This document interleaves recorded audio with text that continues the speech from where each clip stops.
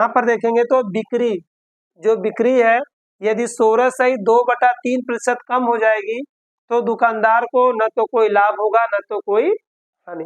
देखिए ऐसे क्वेश्चन आप लोगों के एग्जाम में बहुत पूछे जा रहे हैं, इसलिए आप इसको अच्छे से जरूर देख लीजिएगा।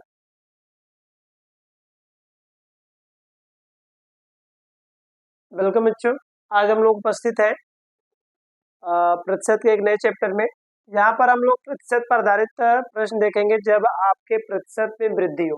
ठीक है, जब किसी भी वस्तु के मूल्य में यदि 10%, 20% या 25% की वृद्धि कर दी जाए तो व्यक्ति अपने खर्च को कितना प्रतिशत कम कर दे ताकि उसके ऊपर उस वृद्धि का कोई प्रभाव न पड़े, न तो उसको ज्यादा नुकसान, न तो नुकसान हो न तो फायदे हो। ठीक है, अर्थात करने का मतलब यह हमारा है कि यदि किसी वस्तु का मान लीजिए मूल्य 20% बढ़ जाए तो हम उस वस्तु की कितना खपत कम कर दें ताकि हमारे ऊपर उस वृद्धि का कोई असर न हो। तो ऐसे क्वेश्चन को हम आज देखेंगे। तो इसमें हम क्या करते हैं, हम अपने खपत को कम करते हैं। तो इसमें कितने प्रतिशत की कमी होगी, तो यहाँ पर आपको हो जाएगा प्रतिशत में कमी बराबर, फार्मूला पहले देख लीजिए, प्रतिशत में कमी। ऐसे प्रश्न आएंगे तो आप देखेंगे प्रतिशत में कमी, अर्थात हम अपने खर्च को कितना प्रतिशत क्या कर दें, कम कर दें ताकि उसका वृद्धि अर्थात वस्तु के मूल्य की वृद्धि में कोई कमी न हो। जैसे मान लीजिए हम 10 रुपए में 10 चॉकलेट रोज खा रहे हैं, अब चॉकलेट का जो मूल्य है वह 20% बढ़ गया। तो भाई अब 20% जब चॉकलेट का मूल्य बढ़ गया है तो अब हमें 10 रुपए में तो 10 चॉकलेट मिलेंगे नहीं, कम मिलेंगे। तो हम क्या करेंगे, कम ही चॉकलेट खाएंगे ताकि हमें 10 रुपए में उतने ही चॉकलेट मिले। ठीक है, अर्थात हम जो 10 रुपए में भले 10 खरीदते थे, अब हम 10 रुपए में कितने खरीदेंगे, 8 ही खाएंगे या 10 ही खाएंगे, जो भी हमारा निकलेगा। तो उसके अनुसार ये देखना है कि हम अपना चॉकलेट कितना कम कर दें ताकि हमारे ऊपर जो खर्चा वह बढ़े न।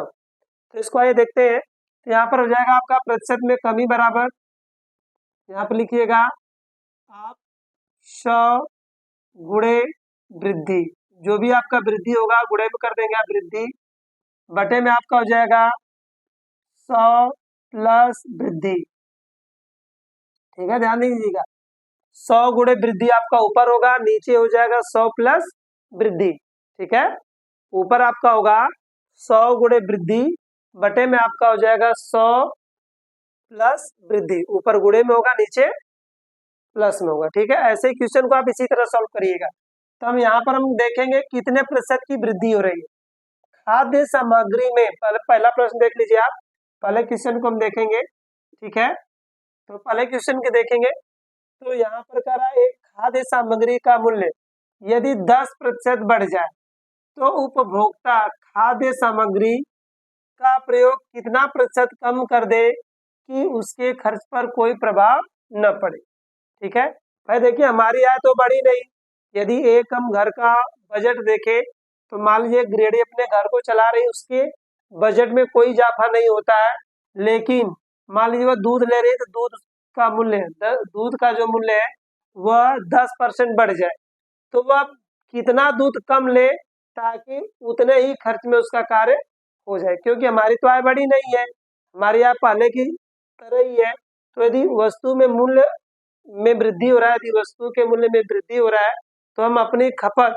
या हम अपनी आवश्यकताओं को कितना कम कर दें ताकि उस वृद्धि का हमारे ऊपर कोई प्रभाव न पड़े। ऐसे क्वेश्चन को सॉल्व करने के लिए देखेंगे तो यहाँ पर कह रहा है कि खाद्य सामग्री का मूल्य 10% बढ़ जाता है तो हम खाद्य सामग्री का उपयोग कितना प्रतिशत कम कर दें ताकि उस खर्च का हमारे ऊपर कोई प्रभाव न पड़े। तो ऐसे प्रश्न में क्या करेंगे, आप पहले 100 लिखिएगा, 100 गुणे वृद्धि, तो देखिए कितने प्रतिशत की वृद्धि हो रही है, 10% की वृद्धि हो रही है। तो यहाँ पर आप करिएगा 10 बटे में करिएगा 100 प्लस वृद्धि, तो वृद्धि कितने की हो रही है, 10% की, तो यहाँ पर आप कर दीजिएगा 10।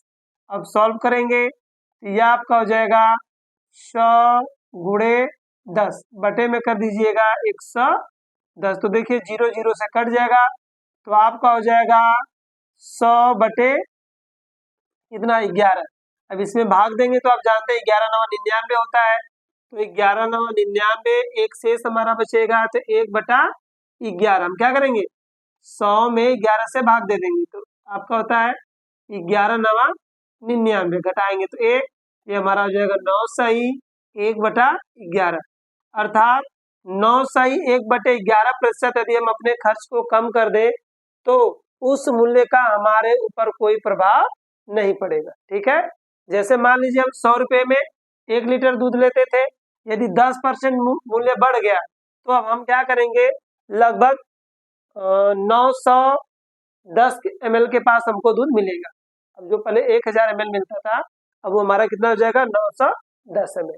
ठीक है, अर्थात 9 सही 1/11% के हमारे मूल्य में क्या होगी या हमारे खपत में कमी हो जाएगी। ठीक है, अगला क्वेश्चन देखिए, क्वेश्चन नंबर 2 में करा कि किसी वस्तु का अंकित मूल्य, ठीक है, किसी वस्तु का अंकित मूल्य क्रय मूल्य से 25% अधिक है। किसी वस्तु का जो अंकित मूल्य था वह उसके क्रय मूल्य से 25% अधिक मूल्य था, तो उसे कितने प्रतिशत कम में बेचा जाए, न कि न तो लाभ हो न तो हानि।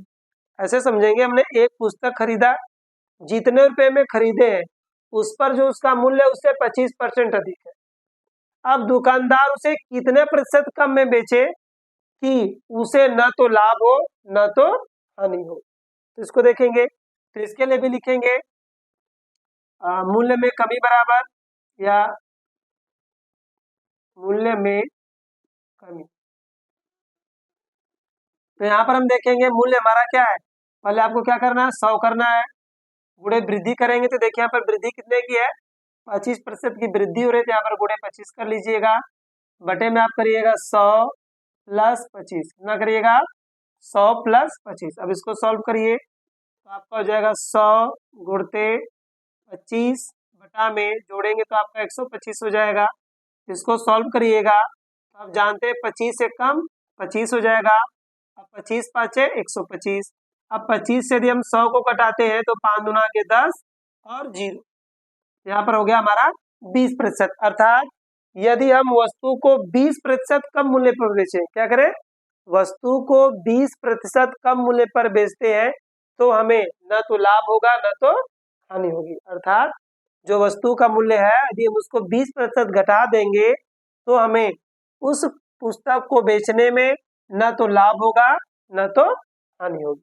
ठीक है, अब आइए क्वेश्चन नंबर 3 देखिए, ये आप लोगों को रिवीजन के लिए, आप लोगों का तो सारे के सारे क्वेश्चन आपका एक ही फार्मूले पर है। एक क्वेश्चन हम आपको बताते हैं, 2 क्वेश्चन आप लोगों से रिवीजन कराते हैं ताकि समझ में आ जाए अच्छी तरह से। तो क्वेश्चन नंबर 3 देख लीजिए, यहाँ पर कह रहा है मान लीजिए सरसों का जो तेल है, सरसों के तेल का दाम जो 20% बढ़ जाता है तो उसकी बिक्री कितने प्रतिशत कम होने पर दुकानदार को न तो लाभ होगा न तो हानि।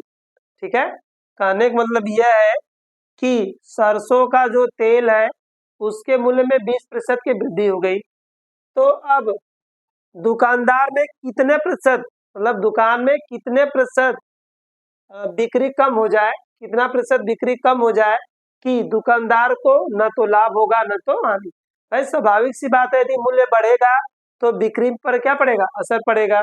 तब यही पूछा जा रहा है कितना प्रतिशत बिक्री कम हो जाए कि उस पर कोई प्रभाव न पड़े, न तो दुकानदार को लाभ हो न तो हानि। 10% उसने 20% भले मूल्य बढ़ा दिया है लेकिन बिक्री कम होने की वजह से न तो उसे लाभ होगा न तो हानि। अब कितने प्रतिशत बिक्री कम होगी उसके लिए देख लीजिए, आप पहला काम करेंगे 100 गुणे कर लीजिएगा वृद्धि कितने की है 20 की है तो 20 हो जाएगा, बटे में करिएगा 100 + 20। ठीक है, इसको सॉल्व करेंगे यहाँ पर 100 गुणते 20।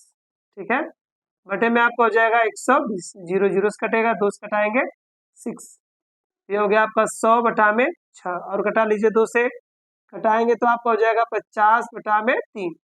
देखिए भैया बटे में आ गया तो उसको फिर आप सही में बदलिए, सही में बदलने के लिए क्या करेंगे 25 में 3 से 3 1 कम 3, तो 5 में से 3 घटाएंगे 2 0। ठीक है, भाग देंगे हम यहाँ पर तो 3 × 6 = 18 आपका होता है। ठीक है, तो यहाँ पर 2 आ जाएगा, तो या तो पॉइंट में ले जाना तो और बढ़ा दीजिए, नहीं तो सही में कर दीजिएगा।